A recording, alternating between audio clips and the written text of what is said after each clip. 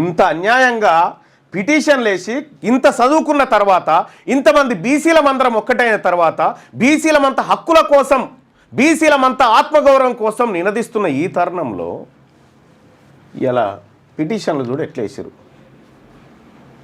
నేను ఎందుకంటే కొంతమంది మిస్గైడ్ చేసే వాళ్ళు ఉంటారు, పిటిషన్లు వేసిండ్రు అని చెప్పి మన అందుకోసమే నేను అన్ని రకాలుగా సెర్చ్ చేసి ఇప్పటికీ రిపోర్టర్ను కూడా పంపిన, ఎందుకైనా మంచిదని రిపోర్టర్ను కూడా పురమాయించి అక్కడ ఎవరు ఏం కథ అని ఎంక్వైరీ చేస్తే అసలు ఆమెకు అంత నాలెడ్జ్ లేదన్నా, ఆమెతో ఎవరో వేయించుంటారు పిటిషన్ అని చెప్పి చెప్తా ఉన్నారు.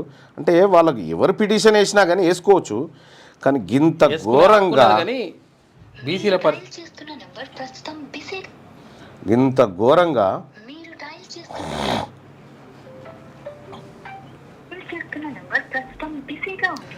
ఏర్పాటు చేస్తాం. దసరా తర్వాత మహా ఉప్పెన. ఇప్పుడు దసరా పండుగ అందరు అమ్మలక్కలు అందరం ప్రజలందరూ కూడా ఈ బతుకమ్మ సంబరాల్లో ఉంటారు కాబట్టి దసరా తర్వాత తెలంగాణ రాజ్యాధికార పార్టీ అక్కడికి 2-3 రిపోర్టర్లను కూడా పంపించి అసలు ఎవరో ఆ వార్త సేకరించండి అని చెప్పి క్లియర్గా చెప్పడం జరిగింది.